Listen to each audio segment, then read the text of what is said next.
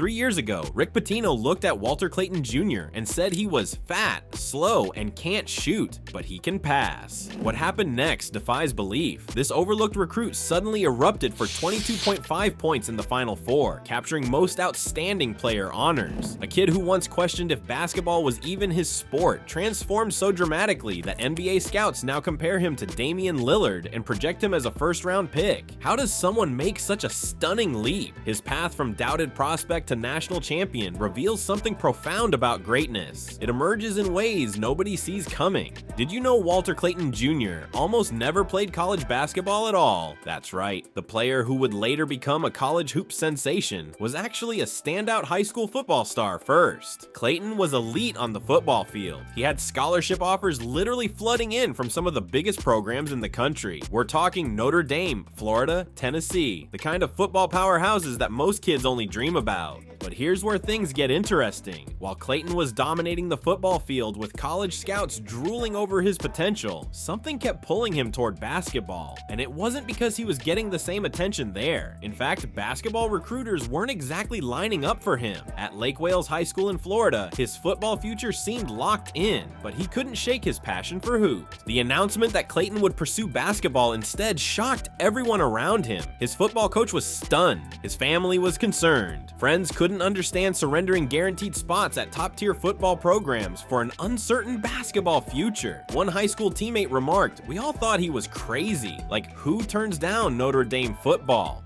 For Clayton, the decision centered on identity. "Basketball just felt like me," he explained in a local interview. "Football was something I was good at, but basketball was something I was born to do." That self-belief proved rare, especially with everyone pushing him toward football. His early basketball journey presented challenges. Unlike football, where scouts immediately recognized his talent, Clayton had to earn respect on the hardwood. During his first competitive basketball season, he wasn't even a starter. He practiced until midnight, then returned at 5 a.m. while former football teammates received national attention. His football background became his competitive advantage. Clayton absorbs contact like a running back hitting the hole. His mid-air body. By senior year, basketball offers finally arrived, nothing like what he'd declined in football. Still, Clayton never wavered, betting on himself when nobody else would. That self-belief that helped Clayton choose basketball over football. It was about to get smashed into a million pieces by a Hall of Fame coach who didn't sugarcoat anything. When Clayton arrived at Iona, Rick Pitino took one look at him and delivered a brutal verdict.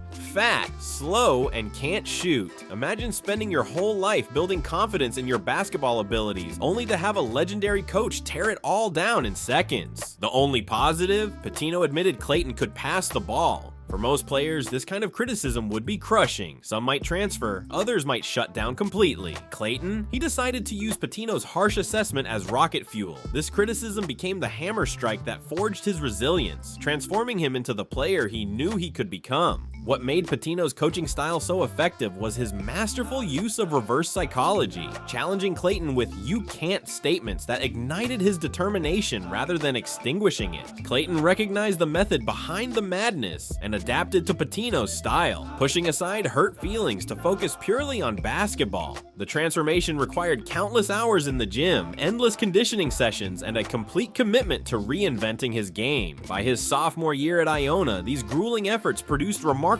results. Clayton led the team in points, steals, and even three-point percentage, the very skill Pitino initially criticized. The statistical leap between his freshman and sophomore seasons was shocking. The player Pitino first encountered had morphed into an athletic, skilled guard who could beat defenders off the dribble, knock down shots from anywhere, and still maintain his natural playmaking abilities. Clayton embraced Pitino's demanding approach rather than fighting against it. When Pitino said he couldn't do something, Clayton worked until he could prove otherwise, turning every "you can't" into a personal challenge. By the time Clayton completed his sophomore season at Iona, he had become a legitimate star with elite potential, the foundation of skills that would eventually define his game. Shooting touch, defensive intensity, composure under pressure were all forged in the fire of Pitino's demanding system. Remember, that same player labeled a liability was now about to gamble his future in the SEC. When Clayton transferred to Florida, he wasn't exactly headline news. Most SEC preview articles barely mentioned his name, if at all. all. While basketball analysts were busy hyping up 5-star recruits and established stars, Clayton quietly packed his bags and headed to Gainesville, where a whole new set of challenges awaited him.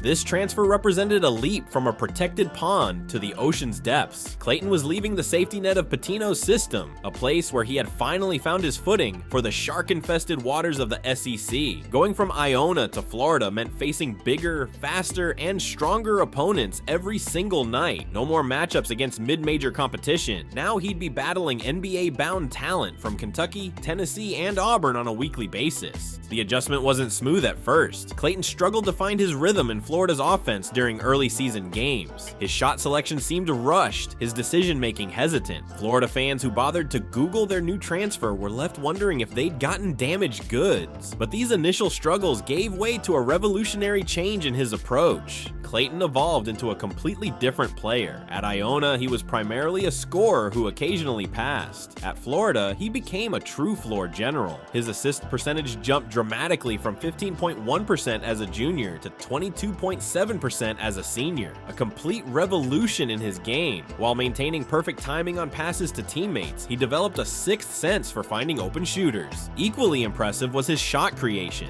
At Florida, 55.9% of Clayton's three-pointers were unassisted, meaning he regularly beat defenders off the dribble and pulled up with confidence. He transformed from a corner shooter waiting for passes into a legitimate offensive weapon, generating scoring opportunities against elite defenders. As the season progressed, Clayton started taking over in crucial moments. Down 3 against Tennessee with 2 minutes left, Clayton would calmly pull up from 24 feet, need a bucket to stop an opponent's run. He'd create space with a nasty step back and drain it. His teammates began looking to him in clutch situations, and he delivered time after time. Clayton's ability to deliver in big regular season games raised an even bigger question heading into March. Could this transformed player maintain his magic when every possession could end his season? The tournament would test his skills and mental toughness in ways nobody saw coming, and the basketball world was about to witness something they hadn't seen since Kemba Walker in 2011. The skepticism followed Clayton into the tournament brackets announcement. Analysts questioned if his success against SEC opponents would translate when facing the nation's elite with everything on the line. That doubt intensified with each advancing round as the competition grew fiercer and the spotlight brighter.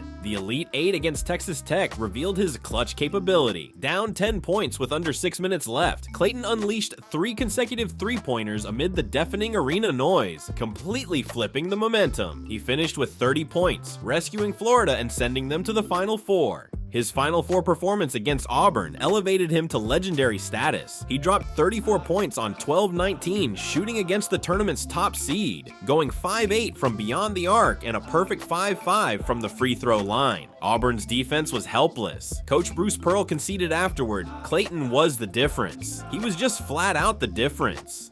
What made Clayton so unstoppable was his shot creation. Throughout the tournament, nearly 56% of his three-pointers came unassisted, his quick release leaving defenders scrambling in his wake. The championship game revealed another dimension of his greatness. After a scoreless first half, he bounced back with 11 points, 7 assists, 5 rebounds, and a steal. His resilience shone through as he impacted the game beyond scoring. The defining moment came late with Florida trailing. Clayton, cold from deep at 1-7, drained that single successful three-pointer when it mattered most, keeping Florida within striking distance. That shot, reminiscent of Kobe's ice-cold composure, showcased his confidence under pressure. By tournament's end, Clayton had averaged 22.5 points in the Final Four, gone 11-11 from the free throw line, and transformed from transfer player to most outstanding player. Florida captured their first national championship since 2007, and his draft stock soared. So here's the thing about Walter Clayton Jr. Even before his tournament heroics, NBA scouts already had him on their radar as a late first-round pick, but that NCAA performance completely transformed his stock. What makes Clayton special is his mindset. Remember how he handled Pitino's tough coaching? He said, "I understood that I had to adjust to him, not vice versa." That's the difference maker. Clayton's creating comparisons to NBA guards like Peyton Pritchard, physical limitations. As Clayton put it, "I wouldn't say it's hard to believe